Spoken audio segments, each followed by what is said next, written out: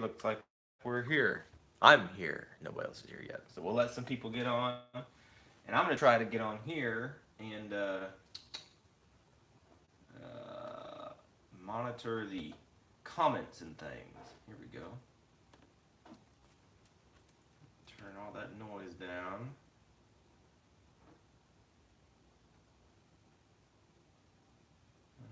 Okay.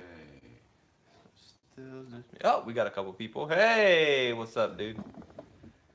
Okay, so we got a couple people. Yeah. Got some people watching now. Okay. And blow this thing up a little bit. All right. Yeah. Okay. So, yeah. It's already 7 people. My first video, there were only like 7 people that watched the whole thing in the beginning. So what we're gonna do talking today about stuff is, I'm sorry. Anyway, first off, I didn't release my video this morning because basically I'm gonna be talking about, just in this live kind of thing, whatever. I'm gonna be talking about what the video was. So if you watch this live stream and you go watch the video later, it might be the same information. But you know, we got a bunch of different stuff coming this next month in July, and so I may not be making a whole lot of videos. That's why I've kind of been delinquent in making a bunch of these things. So I will try to put some stuff out. We may do some more live stuff in July because I won't be here because we'll be running around doing crazy things. But that's why I went ahead and decided to go ahead and start on this build. You kind of saw some things before about this thing. I guess we're just jumping into this. This is cool. Okay. Because I don't have scripts. Nobody writes it, so I don't do it. So we already talked about this guy. This is the 5D tactical milled routered out lower, okay? And a side note on that, since we're just going live and we're talking, and I'm not really worried about how this goes or format, whatever. This is an 80% SBR, okay? And whenever I looked up how exactly to do an 80% SBR, there were so many stinking like people would ask. This is why I don't like internet forums at all, okay? I would get on and I would search like how to SBR like an 80% lower. And somebody would innocently ask the question, okay, on these forums, and then they would get dogged horribly. All right, they would get so trashed, and people would be like, "The whole reason you get an 80% is because you don't want the government to know you have it," and all this stuff. Is like, no, that's not right. Because getting an 80% lower, it gives you the ability to put all your markings, and these kind of look, you can't really see them all very well, but to put all, you know, your stamps and your own serial number, your information, everything you want on that lower, it's yours. You can forge FN, Colt, all these other things because it's your gun. You're not selling it. You're not breaking those codes or whatever. So yeah, there are a lot of different reasons, especially for cloners, to SBR and 80% lower. And so to do that, okay, I don't have my form here with me because I wasn't really planning on talking about this. I do have my form. I keep it in my stock. But I don't want to tell you all my personal information. But if you're gonna do this at some point, or ever thinking about doing it, it's really pretty simple. Because you go through the whole thing. It's like a complicated or an expanded 4473 if you've ever bought a firearm. But with it being an 80%, the only thing different, okay, was that you put your information in the manufacturer slot. So I just put my name and address and all that stuff. And then I think it was in that information slot or the manufacturer or the description. It was there's a description of the item. Most of the time you would just put an SBR or whatever. But this time I put SBR, and I think she had me put in my personal information again, and then you put how did she say it? Yeah, I think you just put 80% lower in there. And that lets them know that this is an 80% gun, because basically this is a closer clone of my M4 that I had, okay? The one that I did before where I bought a Colt and all this stuff, which is fine because that's actually Colt, okay? But since it's a Colt and it has the same name and the same serial number, if it wasn't a Colt, that would mean that Colt, or if it wasn't an 80%, that would mean Colt made two exactly the same guns, and obviously that wouldn't work. So it kind of delayed my thing a little bit. That's why the lady called me, and I I had to write 80% lower or whatever on the form, send it back in, and it was done. So anyway, that's pretty a simple way to I don't know if it's really simple, but that's how you make, you know, an SBR with an 80% lower, and that's kind of why. The only reason I could really think of why you would do that is for cloning stuff, unless you really want to deal with the SBR paperwork and going between states and all the little hassles and things that come from that. Yeah, I would just stick with the regular pistol version unless you're doing the clone thing. But while we're talking about this, got my, you can see it right here. I'm introduce that in a second. This summer build, but basically this lower was I planned on having this as being for this summer build project. Okay, but it turns out this probably will end up sticking on my this little guy, the guy we talked about before, my Mark 18. Okay, it's probably just going to stick on this guy, just for the simple fact that if this was to be cloned correctly, it needs to be an SBR. It's already, you know, 10.3 inches or whatever. And having a pistol version, I've had that and it's fine. I have no issues with it. But having an SBR would be a little bit better. So what we're talking about now, and I'll go ahead and jump on this because I don't know. I tried to do this earlier in the morning, but it didn't work. That didn't work. You don't do things too early in the morning. So what are we doing? What are we building? We're building this guy right here. Okay, this, anybody that really knows much about this kind of stuff knows that this is an M4A1 SOPMOD Block 2 FSP. Okay, I did not buy it like this. The video that I'm going to be putting out. Wow, I say that and then a bunch of people leave. That's cool. The video that I was going to put out today was actually me building this thing and putting it all together. So I put this together a couple days ago because the last piece that I really needed, which was the gas tube to actually finish the upper, it came in the other day from Chris. Okay, so what am I trying to say? So that, yeah, well, and I keep forgetting, I made the video, but I haven't explained it on here. So for folks that really don't know, I'm not a historian. I'm not going to try to give you a bunch of reference of stuff long past and the history of all this, how it works. But basically, the military went from what, the M4 to the beefed up M4s, I guess you could say, because they had issues with the the barrels, the heat treating getting messed up when they run on full auto and like way heavy used. Okay, then the barrels would get messed up, so that's where they went to like the SOCOM profile barrel, right? So the thicker barrel. And as time progressed, they went from just the simple little plastic hand guards to putting the Knights hand guard, which would be exactly like this.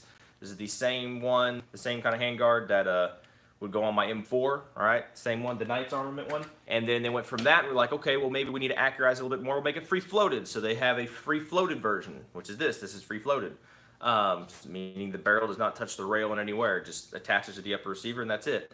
And then they have another one, which is not an FSP, front sight post. It has a low profile gas block, and the rail goes all the way across. So it's a continuous rail, kind of like a Mark 18, where it's just continuous rail, or Mark 12. All the way across, or Mark 18 Mod 1. So that's kind of my understanding of kind of somewhat of the development. I'm sure I missed a whole bunch of details, but you know, that is what it is. But some of the things that set this thing apart, that make this one is going to be, at least the upper itself is going to be clone correct. Starting from the back and working up, obviously it's a Colt. Okay, I talked to a Ranger buddy of mine, and he assured me that their uppers are Colt, because I was talking to him about FN uppers or just regular uppers, you know, just mil-spec uppers. I like that too. I'll talk about that in a minute. But he assured me that they're all Colt. So I was like, okay, cool. They're Colt, so I'll have to get it. So I got a hold of Chris, got the bolt carrier group, which is Colt as well, and then the charging handle. I guess, I don't know if Colt doesn't make these anymore or if he just can't get a hold of them very much, but it has the 13629 or whatever on the back. So that's a Colt charging handle, and then the bolt and the upper. The rail, and I talk about this again in the video that I did. The rail and barrel and the muzzle device and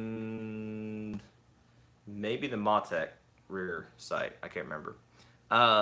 Those things came off of the AR15.com equipment exchange. That place is like a hidden gem. Okay, if anybody out there that, and not even just AR-15s, not even cloners, but anybody out there that's looking for parts, especially trying to get a deal or trying to get used parts, it is really hot in this garage. I should open the door. But if you're looking for parts, and if you're the kind of guy or whatever that uses Arms List, okay, which is like Craigslist for guns, if you use that kind of stuff and you do that, check out AR15.com's equipment exchange, because it's very similar to Arms List, but the buyers and sellers, you have to have an account, which it just takes a couple minutes to put your stuff in there, and it doesn't cost anything. But everybody you get rated, right? So when you buy something, you know, the buyer will rate the seller will rate the buyer, and that weeds out a lot of stupid people on there, because every time I post something on Arms List, you get all these people like, oh, I love the rail, you can send it to my FFL and I will send you a check. It's like, no, there's so many scammers on there, it's ridiculified. So on the equipment exchange, it's a lot safer. All right, there's still some people who get scammed, but it's a lot safer. So anyway, the rail itself, which is a Daniel Defense, I don't think you'll be able to see it. I'll try to show it to you, but no, that light's horrible. Anyway, it's an M4A1. What's it going to be called? The FSP front sight post RIS 2. Okay, and it's in like a brown. I think they call it a flat dark earth, but this is brown. It almost looks black in this picture. This light is really bad. But it's a brown poop color basically. And they were a little hard to come by. Recently, they some different places have put them out on sale and stuff, but I got that from some guy, I can't remember his name, but I got the rail and the barrel. He sent the barrel because it looked like he bought an upper and he stripped it all down. I'm guessing probably from like Brownells or whatever, and he dinged the thing up. I don't know if you can see, but there's like little shiny spots where he dinged out the front sight post. But to me, I don't care. That's fine. It's a little character. It's fine. Whatever. The barrel does not look used at all. So I'm really excited to see how the barrel is going to work as far as being more accurate than maybe my other Colt barrel, which is not a SOCOM profile. It's just a standard government profile. And this thing being brand new, I should be able to get as much life out of it as possible. So it'd be really interesting. But that came from him. The front sight post, obviously, it came with it. He did not send a gas tube. That's why it's taken me so stinking long to put this all together. And then last two pieces on here, we got the 4-prong, which is what makes these things so... this is probably one of the hardest pieces to find out of all this. You can order the other things directly from... not really directly from their websites, but I mean, Shark Arms has the uppers. Usually whenever I've ordered them, they've been either in stock or he gets them to me. I mean, he gets them to me relatively quickly, either one way or the other. The rails, they're a little pricey. Markings other than what? F on the front sight post. There's, well, it says what? B2. I don't know. You won't be able to see it, but I'll put it up there. Maybe it'll focus. Nope, this thing doesn't focus. It says like B2. It says F, but then B. It looks like B2. But these guys are hard to find. The 3-prongs are all over the place. You can get those for about $100, give or take, depending on what kind of discount codes you got from Optics Planet, different places. For like new, you can get them for about $100. These guys are running like $300, $400 just because of that extra prong, and it's ridiculous. Because my understanding, and I could be wrong again, but my understanding is basically these weren't ever really on the civilian market. But the 3-prongs were. So the government uses the 4-prong, and for whatever reason, I've heard the 3-prongs are even better. I have yet to shoot this. I have a 3-prong that I got again off of Arms List, the equipment exchange, and I just haven't shot it either. I've just been waiting.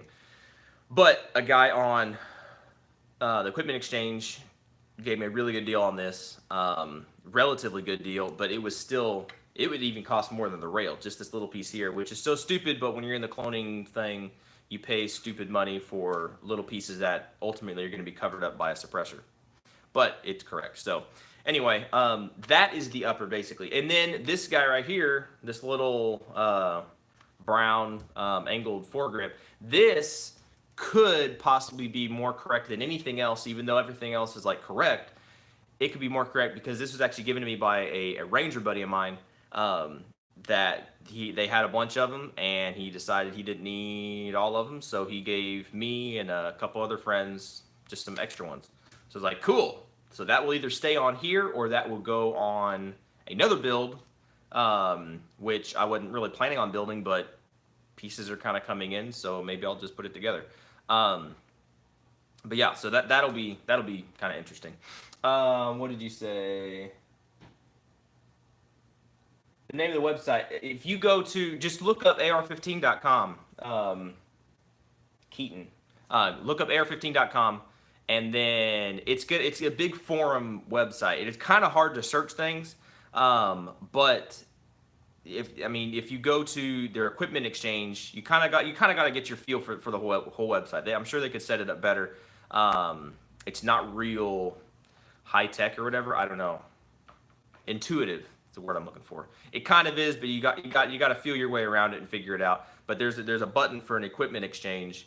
You go on there and they got crap ton of stuff. Okay, they got like firearms for trade, firearms.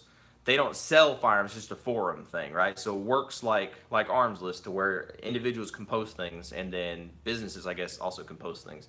But there's a lot of articles and stuff like that on there. But on the equipment exchange, you can get tools, you can get stuff that's not even firearm related.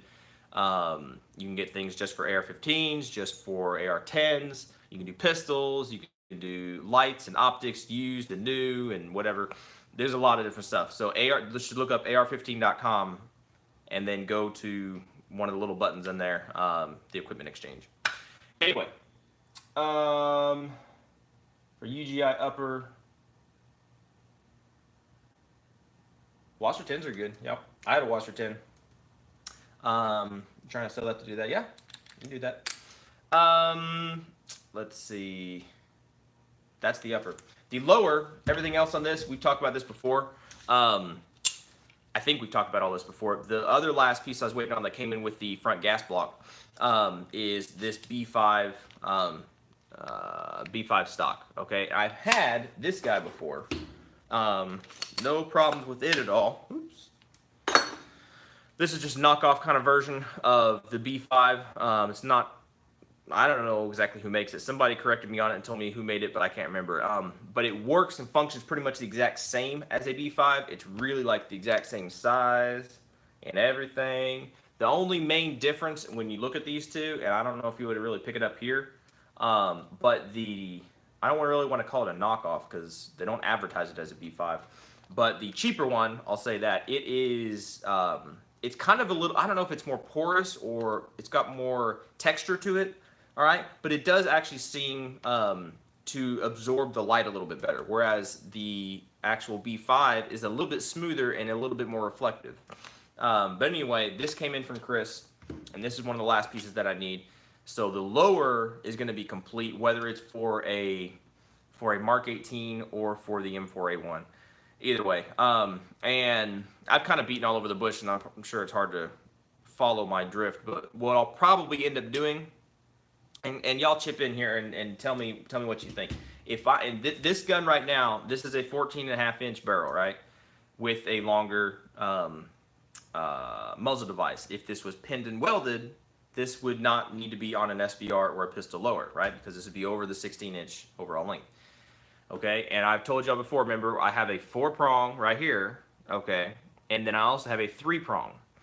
Well, to be completely clone correct, this needs to be a 4-prong. But if I'm going to pin and weld it, then, well, two things. If I'm going to pin and weld this, keeping that in mind, and then if I'm going to build a Mark 18 Mod 1, which also requires one of these, and definitely pinning and welding that won't do any good. in y'all's opinion, would you, if it was you making this decision, obviously ultimately I'll have to make the decision, but if it was you, would you pin and weld the 4-prong, or would you pin and weld the 3-prong and save the 4-prong for something else? It's just for the fact that you wouldn't have to drill and weld on a 4-prong. Like, this thing's stinking brand new. I don't really want to tear it up, but I don't know. So I don't know if you have any opinion on that. Let me know. Ultimately, it really doesn't matter. The functions are going to be the exact same. I don't ever see myself selling one of these, not these ones that I'm making.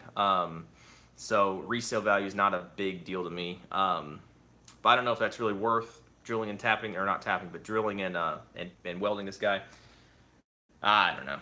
Anyway, something else that's going to come up that's kind of stemmed this whole deal is another guy from Instagram has sent me a Colt barrel that he had. Okay, he even put his own little his custom Colt stamp marking on there. Anyway, no, it was a Colt, a 14 5-inch Colt barrel, and he had it cut down. I forget the long story, but he had it cut down. I think the guy did something, messed it up or something. He had to cut it down even more. I don't remember, but it's cut down to a 10.3 inch. So this is correct. He showed me. He didn't send it to me, but he has the front part of the barrel where it actually has the markings. Because on these barrels, you might see, it might not. There's the markings up here. They have the cage code and then the caliber and all that stuff on there. Right? Yeah, 5.56.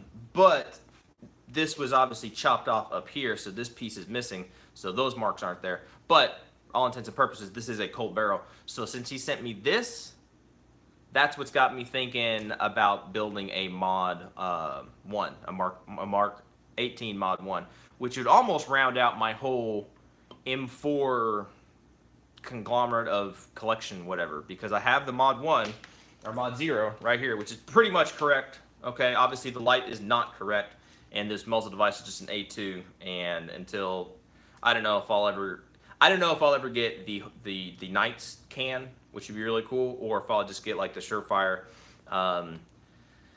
the closed time or whatever they call it, the A2 looking attachment for their SOCOM suppressor. I don't know. I might do that just because I do have that suppressor on order. For this guy, it's just pending its ATF paperwork and all that. So what'd y'all say? Yeah, you wouldn't pin the 4-prong. Yeah. Yeah.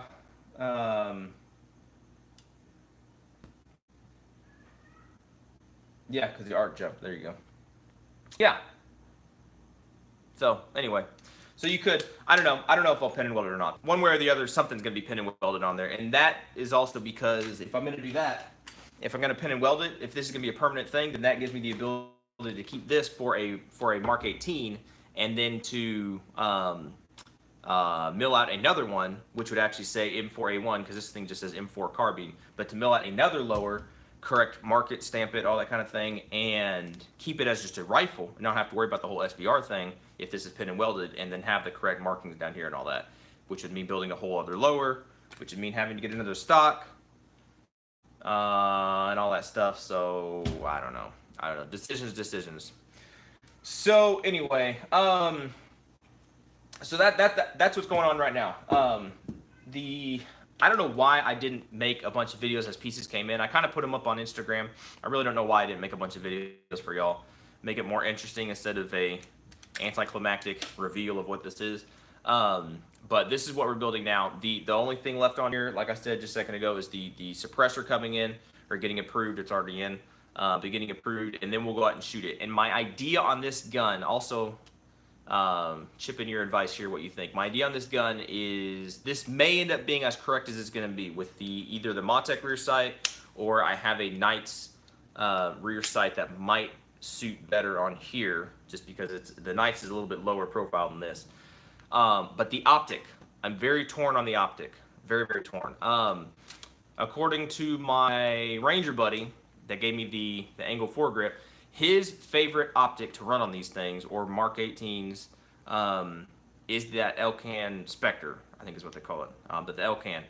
That thing is like $3,000, $4,000. That thing is expensive. That thing is very expensive, and I don't have that money just to drop on an optic right now. That would either take a lot of saving up, or selling off something to pay for it, or something, just for a 1-to-4 power scope that I don't think I would utilize to its full advantage. So that leaves me with a couple other options. There's other optics and stuff that you can use on these that are correct.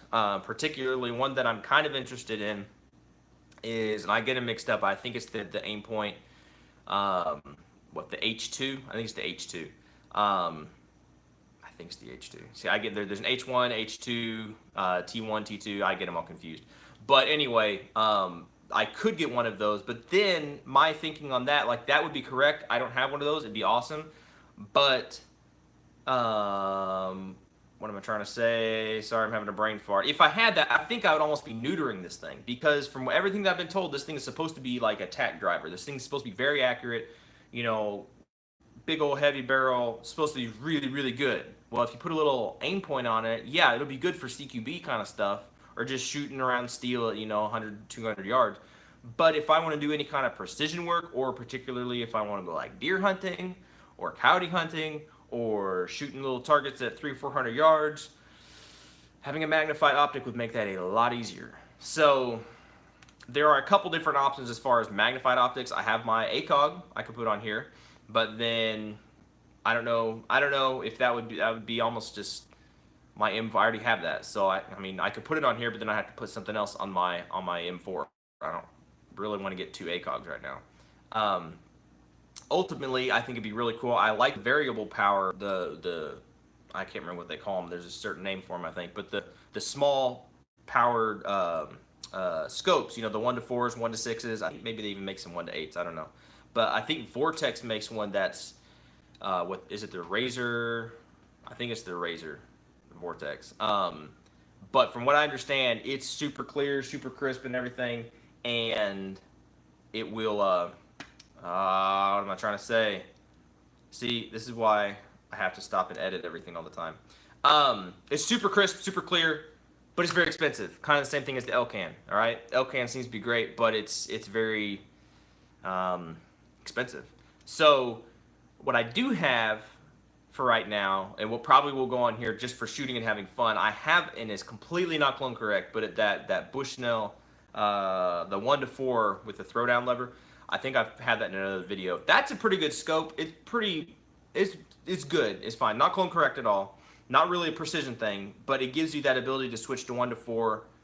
It has an illuminated reticle, so when you just bump it down to 1 power, it almost works like an Aimpoint, where you just have a dot or a red dot, whatever you want to call it. And then I have yet to actually bring that and test it back to like the 300-yard line and see if those drops, see how well they actually work. But it does seem to be a pretty good scope. So that may end up going on here. If it does, it does not clear. I've already checked. It doesn't clear this rear backup sight. That's why I'd have to put that Knight's Armament one on there. But what do y'all think would be best on here? There's a couple different options as far as Aimpoints, EOTechs. I'm not getting the Elcan unless somebody wants to send me one, and that ain't gonna happen. And what I don't know if there's a couple different kinds of vortexes. I have a little magnified optic or not magnified, but the little magnifier for the EOTech that I've considered putting on here. I'll probably just put it on here at least sometime just to see how it rolls. But the EOTechs, just kind of side note on this, I have that, the 553 that's on another gun somewhere else. But that's a really good optic. I like that. I guess I have astigmatism or something, because whenever I look through my Aimpoint or my Holliston, they do look a little starry. They're not a nice clear dot. They are a little bit starred. And with the EOTech, it doesn't do that. It's the whole holographic voodoo thing that they do, and it's very clear and very crisp. So having one of those on here would be cool, but then I have that gun on if I did build my Mark 18 Mod 1, that optic would go on there because that's a correct optic for that. I could get the EXPS, I can't remember, -0, 2, or 3, or whatever it was. But again, going back to my buddy who gave me this thing, he said they do not like those EOTechs. the square ones, the ones that have the battery that goes not in line with the barrel. They've said they've had breakages on those things. They get humidity inside of them. He said they just don't like them. They just don't hold up very well. He said he did like the 553s, you know, that use the two lithium batteries that are in line with the barrel. He said he really did like those. So I don't know, kind of torn. So if you're watching this now, if you're watching this later, what do y'all think will be a good recommended optic that's not super crazy expensive? I don't know. You're on a Steiner? Yeah, possibly. I'd have to look into those.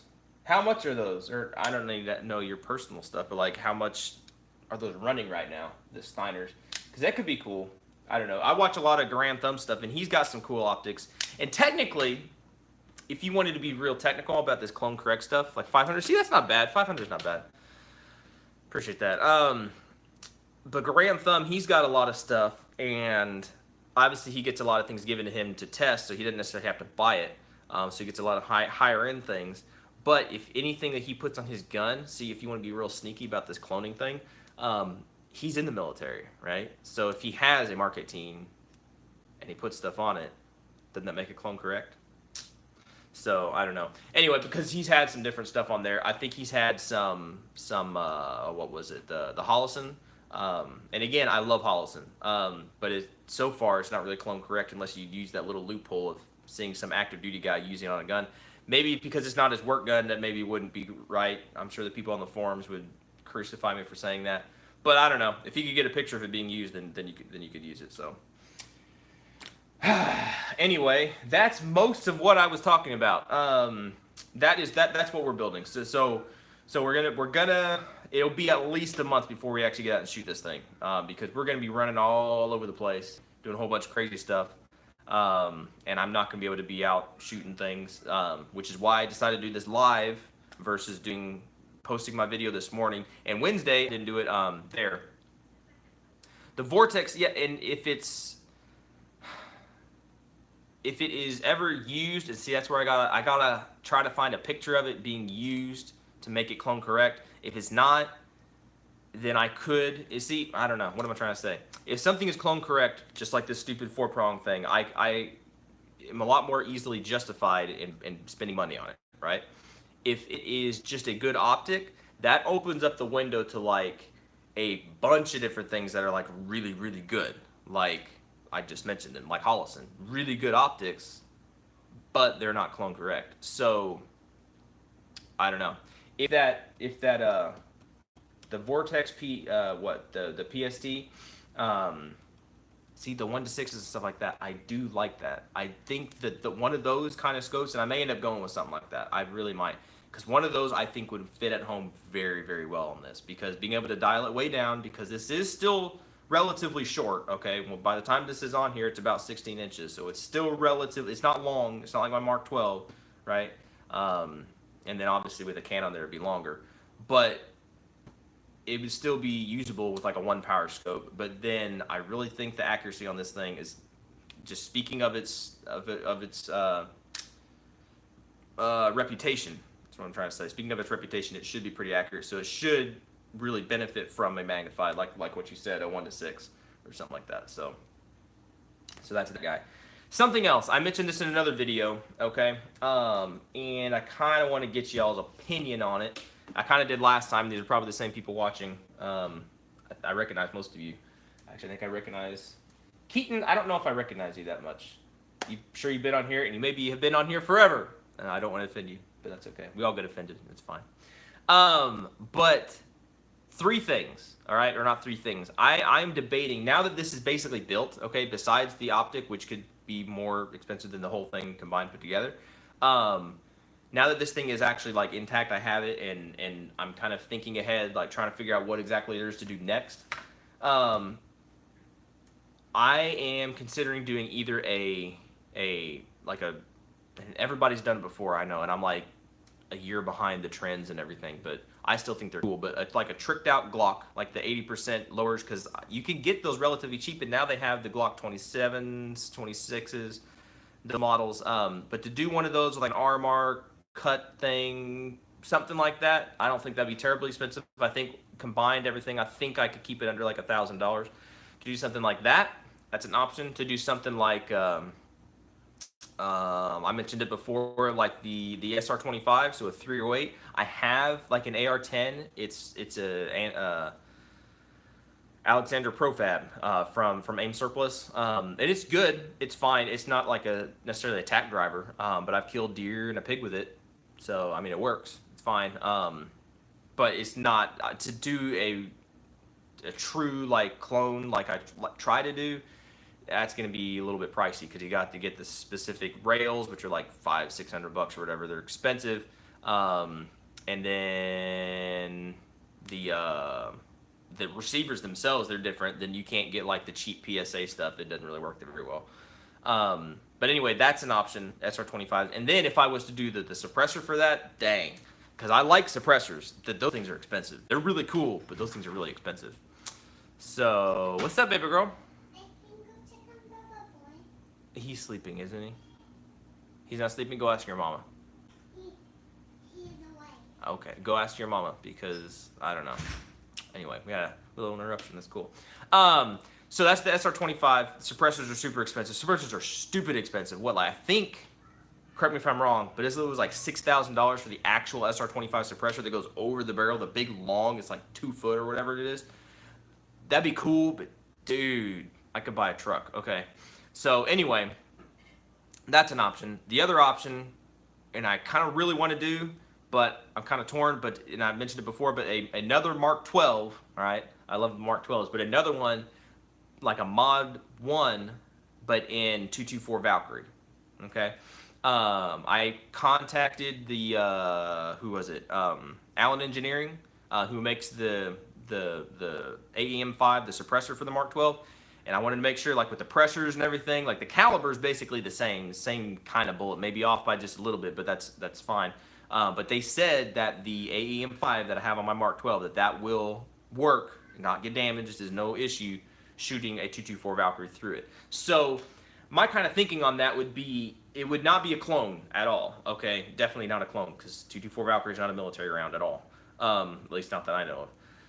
And the idea on that is if the 224 Valkyrie is really such a flat shooting, the West Desert Shooter guy just did a video on it, shooting out to what, 1,300 yards. I think he got a first round hit, either 13 or 1,000 yards. I can't remember, but it was crazy. Okay, and that's really cool. He knows how to dial and do all his stuff, which he's got a lot further ranges that he can shoot at than I do. But even with the Mark 12. Being at 300 yards, being able to dial it, when you have the right ammo, it gets kind of frustrating if you start shooting surplus ammo through it.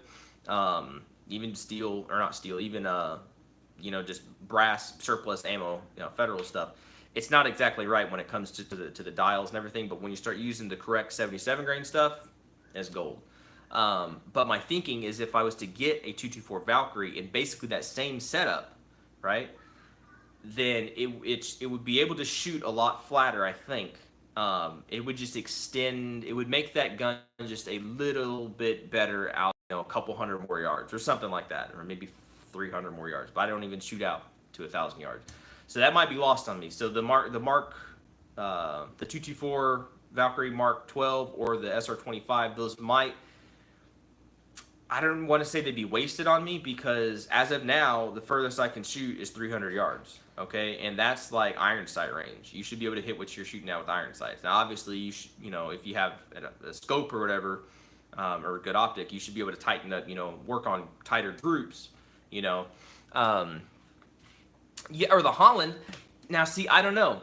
If I did a 224 Valkyrie and a Holland, I don't know if that would neuter it. I don't know, because a Holland's like a 16-inch gun, right? And so they make the 18-inch 224 Valkyrie barrels, and I'm sure you can get it cut down to a 16-inch. But I don't know if that would neuter the whole, the speciality of that round. I don't know. This is where it's so interesting. But I'm thinking if I was to do that, I could possibly do it on the cheap, because if it's not clone, I could do it completely clone correct besides the barrel. Like you could use the same. I'm sure I could talk to a White Oak Armament and have them profile a barrel to, you know, the SBR, the correct, you know, Mark 12 profile and everything, so I can get the collar on there and everything. Because they already have the 18-inch barrels, and they already have what, I mean, they say that they're SPR profiled.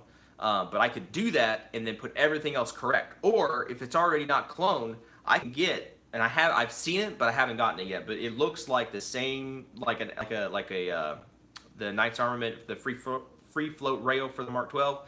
They have one on eBay. It's obviously a cheapo Chinese thing for like $30. Okay, and if it's just, and it has a steel barrel nut, so your lockup's going to be good. So as long as your lockup's good, right, and your barrel's locked on there fine.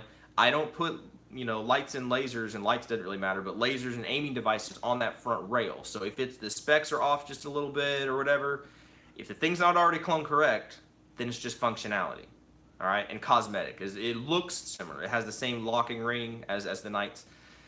So that could actually save me like several $100s if I was to do that. And then if I wasn't to care about the whole clone thing, all right, if this isn't already not a clone, then I could really, I already have, you know, some uppers and things that I could use for the 224 Valkyrie, and basically do it pretty cheap, which would allow me to buy some more ammo and stuff. So that would be interesting. I don't know. And cause see, I'm just spitballing with y'all. If I was to do that, okay, do it on the cheap, get a good barrel. Don't skimp on the barrel, because that's where it's at, okay? So get a good barrel, make sure everything else is fine. You know, I'm not gonna buy complete garbage, but like the rail, if it looks good. The upper itself, as long as it's mil spec, it probably, what did I say? It probably should be fine. The bolt carrier charging handle, I don't know. I could get another the military big latch, you know, the gas buster charging handles. I could get one of those. All right, but I do have, and I've talked about before, my Mark 12 Mod 0 with the 3.5 to 10 scope on there, which I think it would be pretty good because it reaches out. Just those two extra magnifications, those actually make a difference. Even that's why I bought the higher rings for them, the not correct rings, so that I can swap it out and put it on my Mark 1 or my Mod 1 whenever it comes deer hunting season or whatever. So if I was to build this 224 Valkyrie, I could easily put that scope on the 224 Valkyrie, right? The 3.5 to 10, which would be a correct scope, you know, on that gun, so it would really look correct, okay?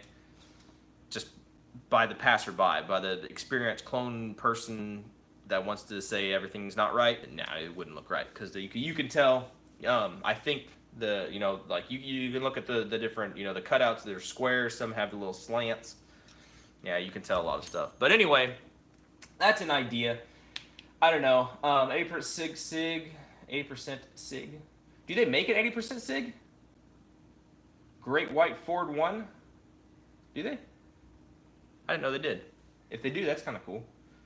That would be kind of interesting. That might get a little expensive, but it could be interesting, so that would be cool. But those are my options. Building a tricked out pistol.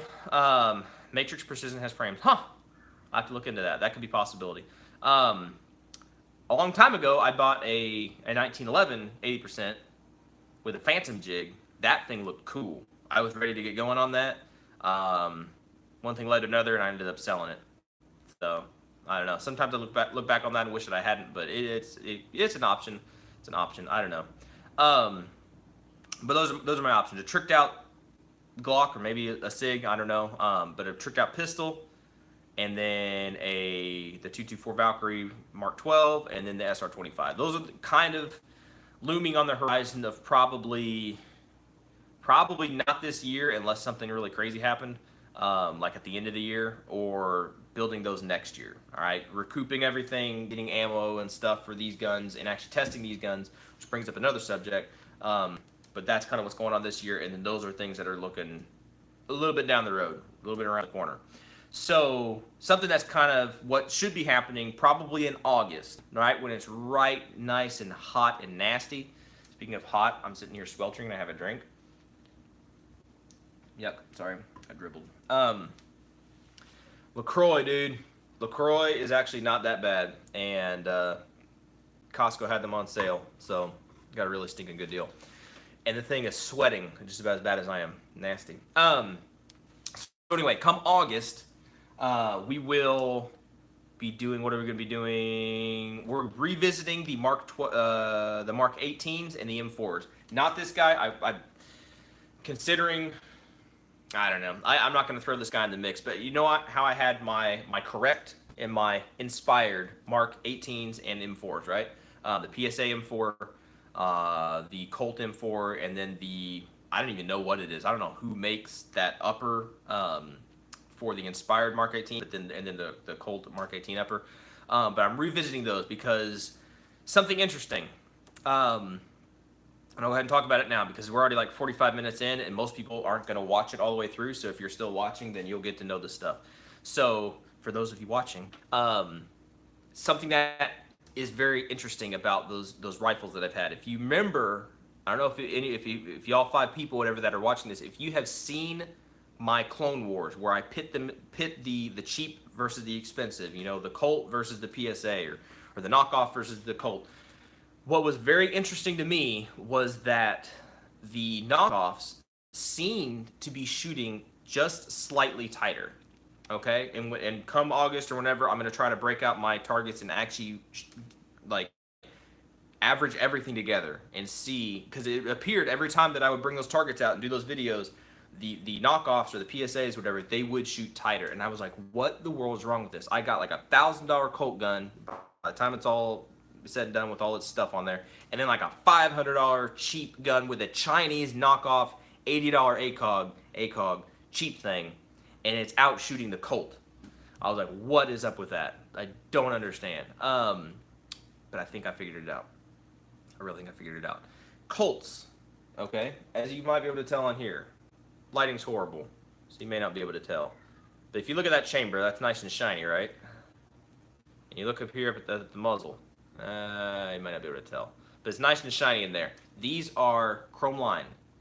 Colts are chrome lined. Maybe not every single one of them, but the ones that I have, for my Mark 12s, not Mark 12, it's not, it's a Douglas barrel. For my Mark 18s and my M4s, they are chrome lined, which is a good thing, all right? It protects it from corrosion. You can shoot, you know, steel stuff through it, you know, nasty garbage crap. You could do that, and it's great. And they shoot pretty well. I can't speak to this guy's accuracy yet. I can only speak of its reputation, which says it's good.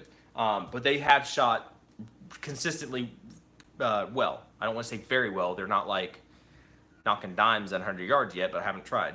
The other guns, however, one is a stainless steel barrel, the Mark 18. It's a thick, I wish I knew who made it. I really don't, but it's a thick stainless steel barrel. It's a little bit different. And then the PSA, that is a chrome molybdenum steel. They're not chrome lined, all right? And I've read things, and you probably can't tell because this thing doesn't focus, but this shiny thing over here that you can't see, that's my diploma, because I finally graduated, yay, from Sonoran Desert Institute. And a lot of the stuff we learned on there was differences between, you know, rifling, button rifling, all these different kind of things. And it's interesting because it would make sense looking back on it after. I don't know why I completely overlooked that small detail, but that makes a huge difference. If you've got PSA shooting a cut, you know, a button cut, whatever, chrome molybdenum steel barrel, right? And you're pitting that against a chrome lined barrel. Your chrome lined barrel is not going to have a sharp rifling, right? The rifling themselves are not going to be as sharp. From everything that I've read, and everything that I've seen, and everything that I know, a non-chrome lined barrel, all right, it will shoot more accurately because it's tighter. It's tighter, or sharper edges and everything. It's gonna spin that bullet more consistently. It's a little bit more precise. When you add that layer of chrome onto your bore, right? It's not 100% exactly the same. It's not cut. You know, it is cut. You know what I'm trying to say? This is why I'm not an instructor or teacher. I can't explain this very well. But when you plate, I used to be a jeweler, right? And I plated rings and everything. When you plate, it's just, it's not always 100% consistent as far as your coating on whatever you might be coating. It's not, I mean, you're talking very little bits of what, tens of hundreds of thousands of millimeters or whatever. I don't know. Very, very, very small differences. But when you're talking about on a barrel, if you're having those little bitty differences in your barrel in your rifling, right? You have like a stainless steel barrel that's cut, right? It's just cut. It's the same all the way around. Those riflings are the same all the way around. Very sharp and crisp all the way around. When you go to chrome plate it, right? Or chrome line it, whatever, it rounds out a little bit of those rifling, okay? Because it's just a little bit, but it does round it out a little bit. And then it's not completely consistent. It's not always 100% flat surface. You know what I'm trying to say? There can be a little bit of wave and wiggle to it. A little bit. It's not gonna be the end of the world, but when you look at the Mark 12s, when you look at precision guns, when you look at bench shooters, and they use chrome barrels or chrome line barrels. They use whatever stainless steel barrels. They use barrels that are not chrome lined. That's what I'm trying to say. So, all this to say, I think I've kind of gypped or skewed the results of my testing as far as accuracy wise, because the cheaper ones, you know, the PSA and then the inspired Mark 18, those are not chrome lined. That's all I'm trying to say in this whole thing. They're not. And so it is kind of interesting. So that's why I'm gonna have to go back and kind of reevaluate and look at them. And all that to say, what I've got is, or what I'll have is 4,000 rounds combined, 1,000 rounds of, what did I get? Who did I get it from? I don't know. It's just a steel cased ammo, and then I have Tula, and then it's like basically it's unbranded Wolf, and then I'm gonna get one more case of something. It'd probably be another steel case something, but I'm gonna divide those into 4, so 250 of each one of those, so 1,000 rounds for each one of my guns, because of the 4 guns, right? The 2 M4s and the 2 Mark 18s. 1,000 rounds for each one of those, and then what I'll do, what the plan is to do, is during the summer when we get back from all going everywhere, I should have pretty much everything ready to go. But I will use like one day to do one gun and basically run 1,000 rounds through it. Not just sit there and burn 1,000 rounds through it. I'll try to do some training and, you know, practice some stuff and things. But to check mainly the functionality. Okay, I'll have all the guns completely cleaned out so that there's not any skewed one way or the other. I'm not starting out with dirty guns, and we'll run like the brass first because it should be the most consistent, and we'll keep track of how many malfunctions we have. We'll use the same mags throughout, so we're going to eliminate all that stuff, because what I think really the deal is that I can't really honestly pit a chrome and a non-chrome line barrel against each other. Even if it's the same gun, the non-chrome line barrel is going to outshoot it. If it's the same thing, the non-chrome line it's just going to shoot better. The chrome line, however, should be more reliable. I think that's my theory. That's my working theory. And also, when it comes down to a PSA versus a Colt, especially with my I know I built that anyway. Anyway, I was gonna say the Colt M4, I bought it, but I did buy it, but I took it apart to put stuff on, so I built it. So I don't know, but having all Colt parts or something like that versus having the PSA parts, you know, it's not even a longevity necessarily report, or test, not a report, but a test, but like a 1 day working the gun hard. Okay, it'll be hot outside, which would be more strain on me, but not so much the gun. But really pushing it with 1,000 rounds in 1 day. When you go, people say all the time, like, yeah, my gun's great and I can shoot, you know, a couple mags through it and it works just fine. I've had it for 10 years. And then somebody will jump on there and be like, yeah, we got to go run it through a class, and yeah, this and that. And when you go to a class, it's generally what, like 1,500 rounds or something like that over 3 days or something like that. And they're like, yeah, you run it really hard. Well, my thinking on that is that if I use the 4 different kinds of ammo, okay, so we get to test and see if could possibly be ammo related issues too. But we get to test and see if during a 1 day thing, a 1 day event, or whatever you want to call it, a 1 day training session, if I can push a gun and see what kind of malfunctions I get. Is it, you know, is something gonna break over 1,000 rounds being pushed in, you know, 6 hours? I don't know. But that will be something interesting to see, and I think that would be a truer test as far as, are you getting your money out of buying a Colt or a PSA? If at the end of the day the PSA ends up shooting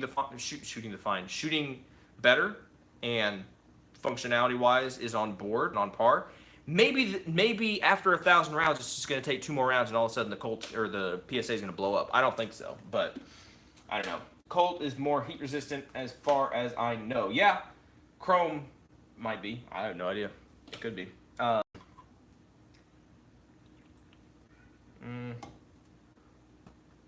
don't know. It will. It's a lot easier to clean. That's for sure. Like I said, the Mark 12 with a big old 12-inch or the 18-inch Douglas barrels. I clean that one. I do clean more religiously than the other ones, just because it's a more expensive gun. But yeah, you got to run some patches through it versus the Chrome line ones. They're slick as a whistle. You put a bore snake through it, pull it out, and you're pretty much good to go. And they clean up very, very easy. Anyway, that's what's coming up. That's what's coming up later on this fall. And then what am I trying to do? What am I trying to do later on? That'll be this summer, this fall, depending on which build I end up going with, or if I end up deciding to wait and try to buy a nicer optic for this thing. We'll be looking at that, but I might try to start on one of those other builds. So if anybody else sees this besides the folks that are watching it right now, then yeah, chime in. Let me know if you're more into wanting to see, because I'm game for any of those. The SR25, the 224 Valkyrie, or the Glock, or maybe even the SIG. I don't know. I'll have to look into that. But I don't know. I'm game for any one of those. That's why it's hard to decide exactly which one. But I think that's basically it. If anybody's got any other questions, spit them out, or else I got to get stuff ready to go. Because we got a lot of stuff coming up this coming month. There's a lot of crazy stuff. So what I will say is follow me over there on the Instagrams,